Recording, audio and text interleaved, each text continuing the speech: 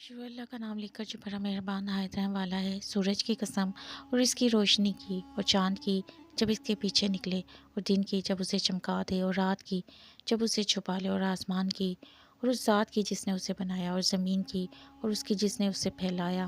اور انسان کی اور اس کی جس نے اس کے اعضاء کو برابر کیا، پھر اس کو بدکاری سے بچنے اور پرہیزگاری کرنے کی سمجھ دی، اور جس نے اپنے نفس یعنی روح کو پاک رکھا وہ مراد کو پہنچا، اور جس نے اسے خاک میں ملایا وہ خسارے میں رہا۔